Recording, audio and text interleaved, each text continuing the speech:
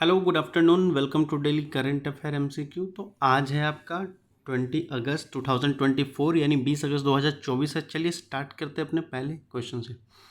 देखो, जो हमारा पहला क्वेश्चन है वो ये कह रहा है कि डुअल यूज़ जो गुड्स हैं उसके रिगार्डिंग कौन सा स्टेटमेंट सही है, आपको वो बताना है। ठीक है, पहला स्टेटमेंट कहता है dual use items are good software technology that can be used for civilian and military application. ठीक है, ऐसे टेक्नोलॉजी और गुड्स की बात कर रहा है जो आपको सिविलियन और मिलिट्री पर्पस के लिए यूज़ किया जाता है। ठीक है, सेकंड स्टेटमेंट कहता है this include the electronic component, machine tools होने चाहिए, ड्रोन्स, सॉफ्टवेयर फॉर ड्रोन्स, मतलब बेसिकली इलेक्ट्रॉनिक कंपोनेंट की बात कर रहा है। ठीक है, आगे बात थर्ड कहता है आपका कि the Australia group is multilateral export control regime related to the export of dual use goods.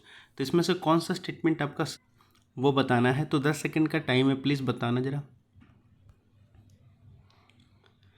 तो देखो, इसका सही आंसर हो जाएगा वो बी हो जाएगा, यानी टू ओनली, यानी वन और टू सही है, बाकी ये थर्ड स्टेटमेंट आपका गलत है। ठीक है, तो चलते हैं अपने नेक्स्ट क्वेश्चन पे।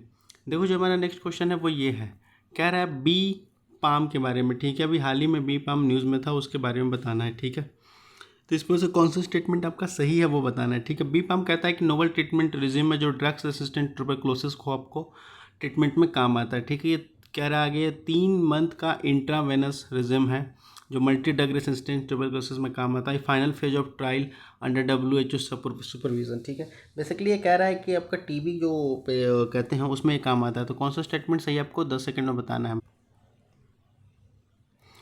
तो ये हो जाएगा ए ऑनली, यानी केवल वन सही है। कौन सा सही है आपका, तो ये फर्स्ट स्टेटमेंट आपका सही है। ठीक है, फर्स्ट स्टेटमेंट ही से, बाकी ये दोनों स्टेटमेंट आपका गलत है। ठीक है, अब देखो होए क्या। तो देखो, ये जो बी पाम की बात की जा रही है ये आपका 2022 में गाइडलाइंस रिलीज़ की गई थी WHO के द्वारा। ठीक है, जिसमें ये बताया गया था कि इसके ट्रीटमेंट में बी पाम का यूज़ होता है। ठीक है, बी पाम बोले तो बी पाम होता क्या है, बेडाकोलाइन, पेट्रोमोडिन, लाइनजोलिड और मॉक्सीफ्लॉक्सिन नाम का बना करके इनको कह सकते हैं कि बी पम्प बनाया गया। ये 6 मंथ ट्रीटमेंट कह सकते हैं फेज है। ठीक है, ये आपका नाम बहुत इंपॉर्टेंट है, याद रखिएगा, एग्जाम में काम आ सकता है।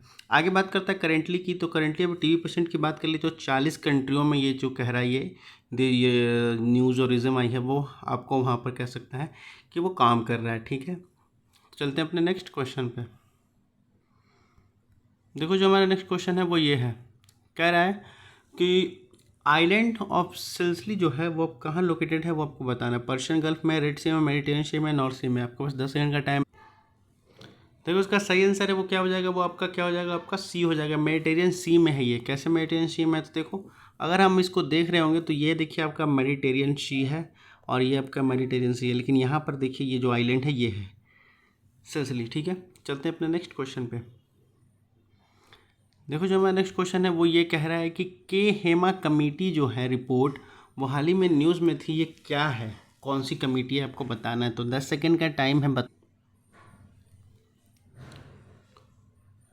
देखो इसका सही आंसर हो जाएगा addressing the issue face by the womens in Malayalam film industry में। ठीक है, मलयालम फिल्म इंडस्ट्री में जो इशू फेस की जा रही है महिलाओं के द्वारा उसके रिगार्डिंग ये कमेटी थी, के हेमा कमेटी। ठीक है, अभी देखो आगे कहता क्या है। तो देखो, कह रहा है कि के हेमा कमेटी जो रिपोर्ट है वो इशू फेस रेज हुई थी आपको वुमेन्स को जो मलयालम फिल्म इंडस्ट्री में है उनके लेकर के, सेक्सुअल एक्सप्लॉयटेशन का, इलीगल्स बैन, डिस्क्रिमिनेशन और ड्रग्स को अब्यूज़ के लिए। ठीक है, बेसिकली डिस्क्रिमिनेशन और अलग अलग कह सकते हैं महिलाओं के हरासमेंट को लेकर के। ठीक है, तो ये टोटल जो कह सकते हैं 235 पेजेस की रिपोर्ट थी। ठीक है, जो रिलीज़ की गई है मंडे को without the name of the witness, किसी भी विटनेस को नेम को रखते हुए।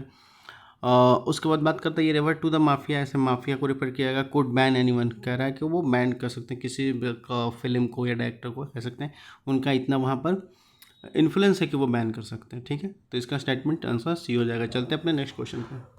देखो, जो हमारा नेक्स्ट क्वेश्चन है ये कह रहा है कि गोडा प्रोजेक्ट जो है प्लांट वो हाल ही में न्यूज़ में था, उसके रिगार्डिंग कौन सा स्टेटमेंट सही है वो बताना है। तो कह रहा है it is a first transnational power project, Adani power is responsible for the operation of the, कह सकते हो, पावर प्लांट।